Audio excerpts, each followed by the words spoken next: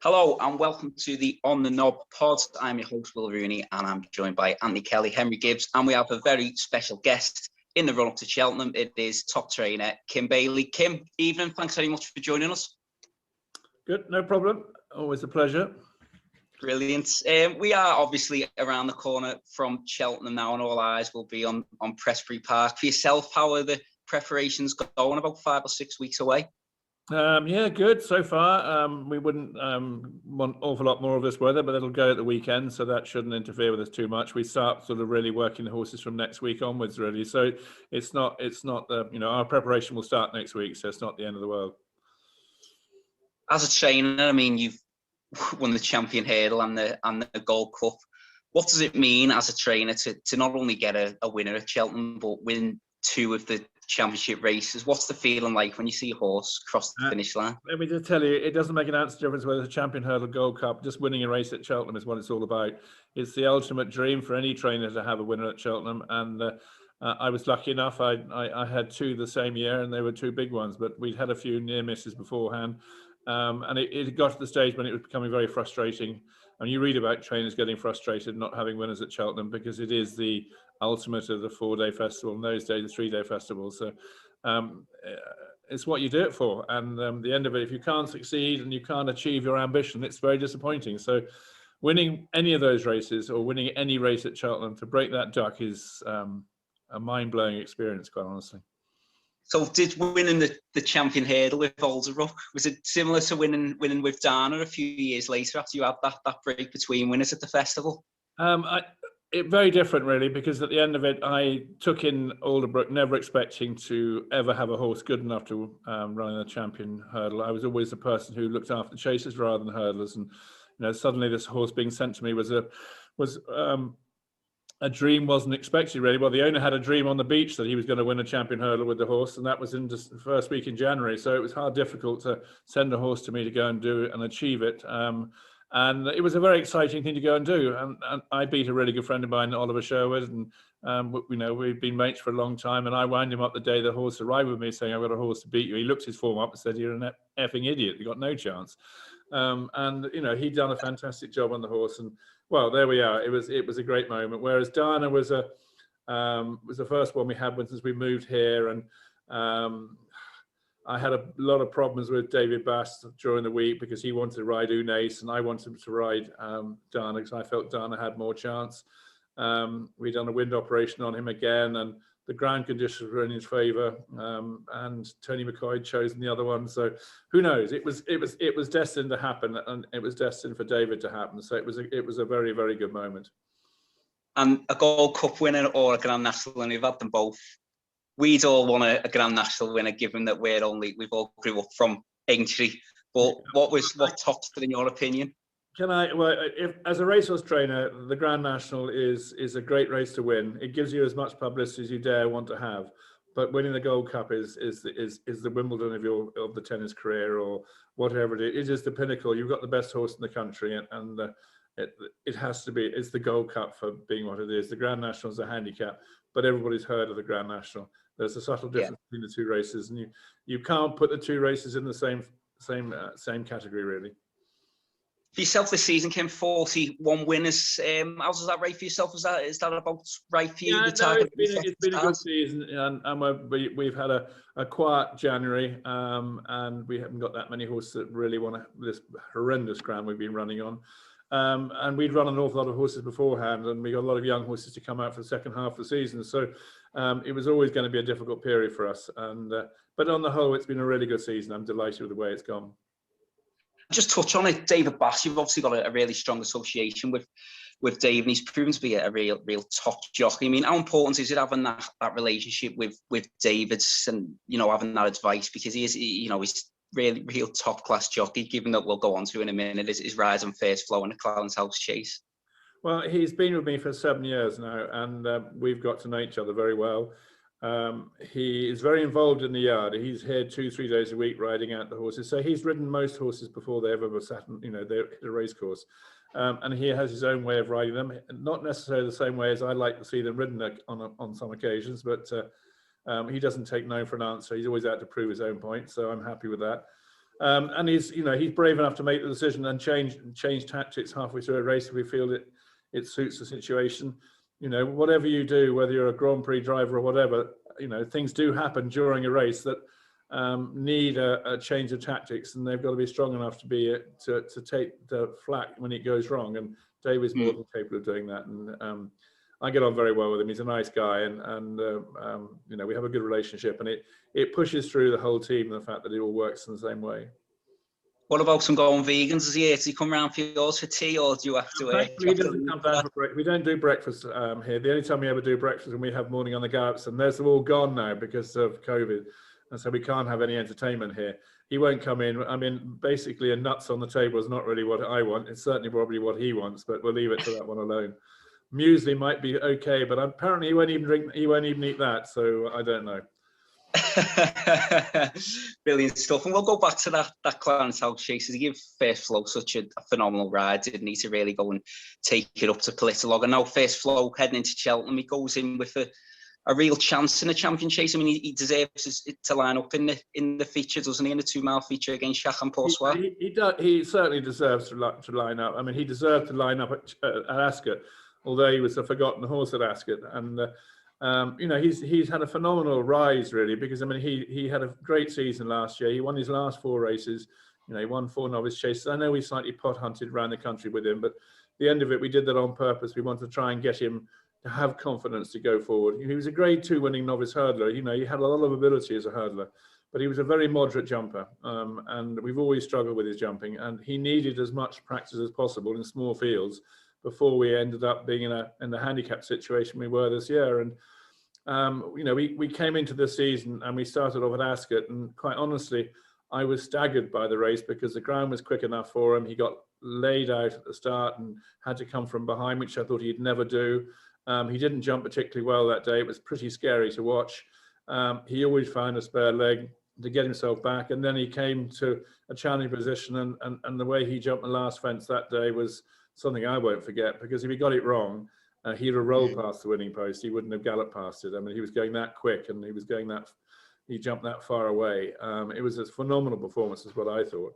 And that really summed up the horse. He's unbelievably tough. He ran for a brick wall for you. And he's just a very likable individual. And then we went up to Wetherby, as you know, and the ground conditions were theoretically in his favour because it was virtually unraceable. And I think if it hadn't been a televised race, they wouldn't have raced. I've never seen ground conditions as bad as that. And Harry Skelton, or not, it was actually Dan Skelton's horse got a flyer at the start, which probably a good thing he didn't win, because I might have complained about it. And we were on the back foot the whole way through the race to try and get back into him. And I didn't think we had an earthly chance of winning. Again, he showed his toughness and got up and won by neck. So, he was progressive. He deserved to have his go in the Clarence House. And we went there during the week, full of confidence he'd run a blinder. When we got to the racecourse the day of, we found that everybody was saying the ground was nearly good to soft, and the times were recorded as being so. And David and I both felt we'd rather lost our race before we started because the ground had gone against us. But we were determined to give it our best shot, and I let David do his own thing, really. He chose to ride in the way he did, and it was a phenomenal race to watch.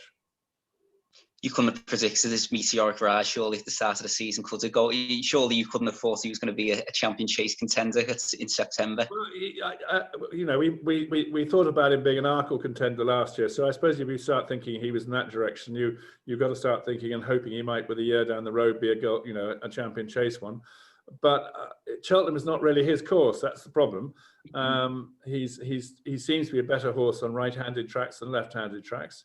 But we have to go. And I mean, there are no options for him now. I mean, he's got to that stage when he is 3 pounds behind Altior. And frankly, that is an unbelievable feat on its own fact. So, we need to go and knock spots off them. Shachan's the one to beat, isn't it? And obviously Altior's out this weekend, but do you fancy him to nick a place potentially, or maybe just run his race and then go to something like the celebration chase at Sandown to bring the curtain down in the season?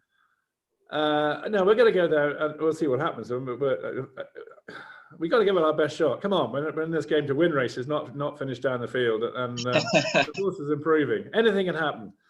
let's face it, Millie Munnings' horse might not arrive. So yeah, that's the attitude we like. And obviously you go to Cheltenham for another real Grade 1 contender, Imperial. Henry, I know that you shrewdly backed him quite early on in the season, haven't you? After just winning Ascot quite in the 1964 chase. Yeah, hello, Kim. In terms of Imperial Order, I was really impressed with his seasonal debut at first up at Carlisle. I thought he jumped like a stag. Obviously, there wasn't much in behind, and then he went on to Ascot, won another pretty decent race, well beating each feet by 5 lengths. So I was just wondering how's he come out of his fall at Cheltenham. It was a bit of a shock, that, I presume, because he's jumped so well prior to that run. The first thing is you have to say that he didn't beat a huge amount in his 2 runs this season. It's he's been hyped up, and I've tried to keep that sort of fairly quiet if I possibly could do. But the Ascot race was a good race to watch. But what did he beat? I mean, it's a very different ballgame. I know it was a Grade 2 race, and it was a very good race on paper, but the form probably doesn't work out that well. As for your second question, has he come out of the race? He unseated at Kempton. He didn't fall. Something took his eye off the fence going into it, and he just took a long stride out and landed on top of the fence, and David Bass fell off him. And yeah, it happens.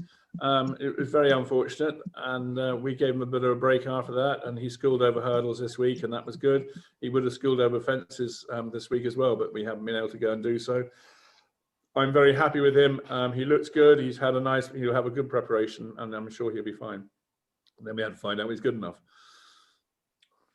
Yeah, especially after, obviously, we don't know if Min's going to even be lining up after what happens on the weekend. There's a little concern whether Min would turn up, and obviously if he wasn't to show it, it's a wide open renewal, but you'd have to be going in with a very lively chance. Oh, undoubtedly, and he ran a blinder at Cheltenham last year, and the form of that race at Cheltenham last year is phenomenal. It's unbelievably strong. It's a great sadness to me that Cheltenham decided to get rid of the race, because if you look through the history of the race, he's produced some very good horses over the years, and Imperial. It was a really good race last year, and the form, as I say, is rock solid. Definitely. In terms of moving forward, if he was to run a big race in the Ryanair, Kim, would you see him maybe stepping up and trip? I think he'd have no problem over 3 miles, especially around like a flat track such as Aintree or maybe even Ascot, somewhere like that. 3 miles won't be a problem to me. He ran him over 3 miles last year at Cheltenham, and he didn't not get it. It was just the way we rode him. We rode him to outstay another horse, and it didn't quite work that way. But he's bred for 3. Excuse me, he's bred for 3 miles, and it won't be a problem to him. Sounds good. Thank you. Ant, I know you've got a couple up your sleeve you want to ask about. Do you want to fire away? Yeah, hi Kim, thanks for coming on. Yeah, a horse I really like yours is Does He Know? He showed no signs of quirkiness for me at Ludlow and Cheltenham, and he's run so far. Obviously, crashed through the rails in the Shallow last time at Newbury. Has he come out? Is he okay after that? Or he runs on Sunday at Exeter, yeah, it surprised me what he did, and I think in hindsight it was probably a case that David came around the bend and was on the inside, and I think probably the horse he was so close to the rails he probably just put his head up at the last minute and couldn't make up his mind which side of the fence he was going to go. And the biggest problem I have with the horse, he's an absolute nightmare in the paddock, and we've been lucky this year we haven't had crowds, because he does perform really badly, and he's very badly behaved in the paddock. So we're going to have a hood on him for the first time this weekend, hoping that will make a difference. He's as good as gold in the pre-parade ring. As soon as you take him into the parade ring itself, all he wants to do is climb over the rails, which is not much fun for anybody. Once he's being ridden, he's fine. Anybody can ride him at home. He's quiet as a lamb, and likewise on the racetrack. So, and I think one has to put that down as a one-off. Probably, hopefully, it'll never happen again. Obviously, one of the reasons why I want to run him again is to get that out of my mind as well. Exeter is an ideal place to go and do it, because at the end of it, the paddock is right next door to the racecourse. Yeah. So no worry about having to go down long chutes or anything like that.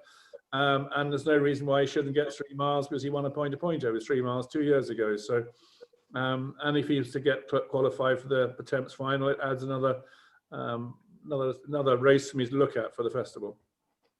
Right, Kim, thanks for that. My next question was, are you going to put any headgear on him? Obviously, you've answered that there. Just in terms of it, obviously, with it being a Thames qualifier on Sunday, you just acknowledged there that that's a target.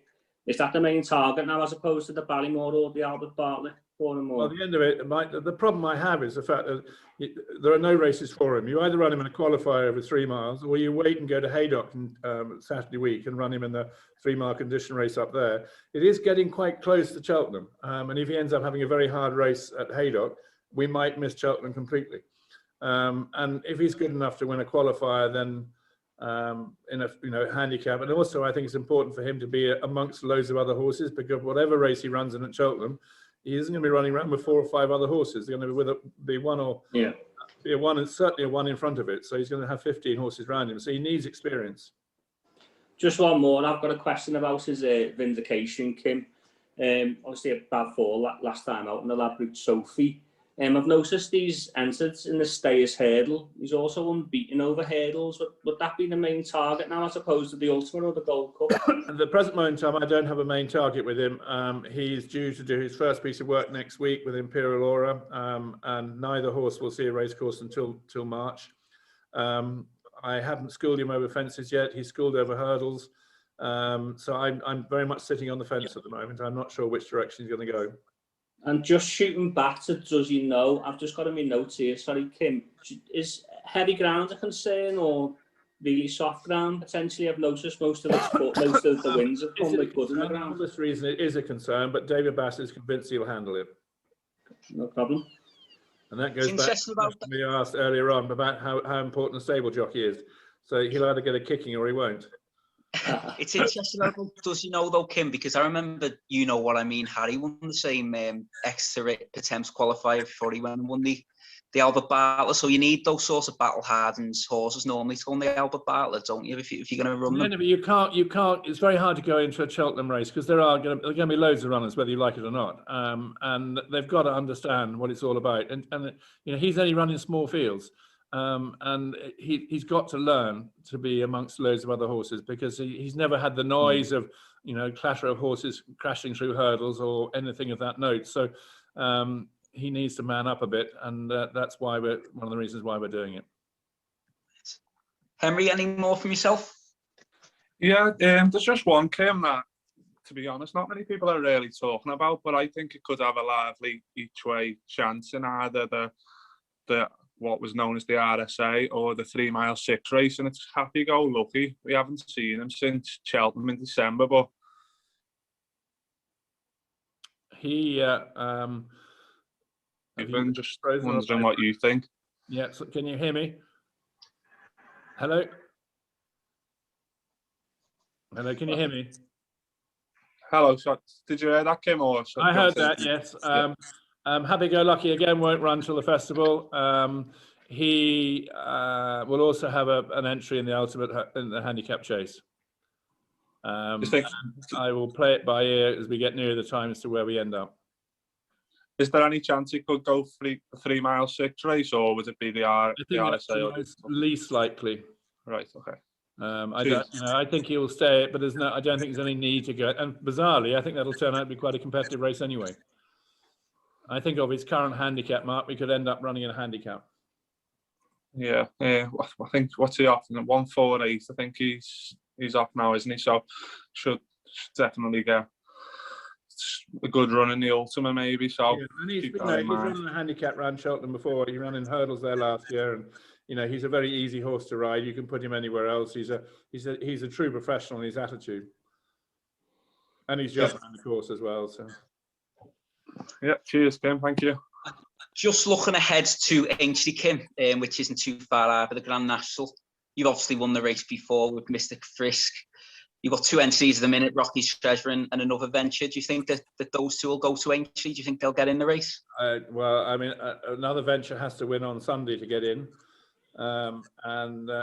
He fell last time at Wincanton, which really surprised me because there wouldn't be a better jumper than him. So I'm not really quite sure why or what happened. He jumped the fence perfectly right and seemed to forget to put his landing gear down. I was impressed with the way he won at Ludlow. If he put a performance like that again up at what is now a veterans race at Exeter, and he was to win that, then he's going to go up £4 or £5, which would mean he would get in the national, and I would be very keen to run him in it.